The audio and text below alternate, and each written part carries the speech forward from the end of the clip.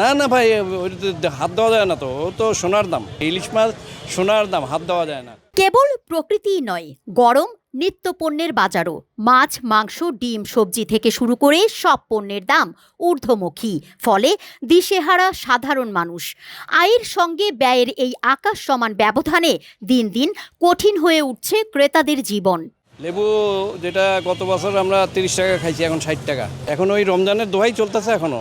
না না ভাই, হাত দেওয়া যায় না, তো ও তো সোনার দাম, ইলিশ মাছ সোনার দাম, হাত দেওয়া যায় না। প্রত্যাশা নাই তো, এখন প্রত্যাশা করলে তো লাভ নাই। আমরা তো মানে খালি ইসের মধ্যেই আছি, পিসার মধ্যেই আছি, আমাদের লাভ নাই।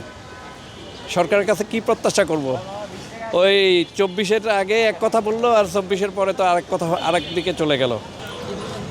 কোনো কোনো জিনিসের দাম আগের মতোই আছে, আর কোনো কোনো জিনিস যেগুলা এখন কম আসে, যেমন করলা, তারপরে যে চিচিঙ্গা, এগুলা কম আসে, এগুলার দাম একটু বেশি। যে বর্তমানে দ্রব্যমূল্যের গতি আসলেই ঊর্ধ্বমুখী। এখন এই ঊর্ধ্বমুখী দ্রব্যমূল্যে আমরা যারা চাকরিজীবী, তারা আসলে আমাদের এই মাসিক বেতনে আমরা খুব হিমশিম খাচ্ছি। এই বিষয়টা যদি সরকার যদি দ্রব্যমূল্যটাকে, মুদ্রাস্ফীতিটাকে একটা সহনশীল পর্যায়ে নামাতে পারে, তাহলে আমাদের মতো যারা চাকরিজীবী আছেন এবং স্বল্প আয়ের লোকজন যারা আছেন, তারা অনেক উপকৃত হবে ইনশাল্লাহ। বাজারে গিয়ে নিজেদের চাহিদা মেটাতেই হিমশিম খেতে হচ্ছে তাদের। সেই সঙ্গে বাড়ছে উদ্বেগ আর অসন্তোষ।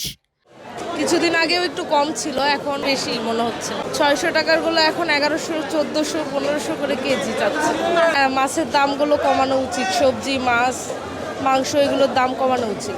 রাজধানীর বিভিন্ন বাজার ঘুরে দেখা গেছে এমন চিত্র। তুলনা আফরিন, বাংলা নিউজ 24, ঢাকা।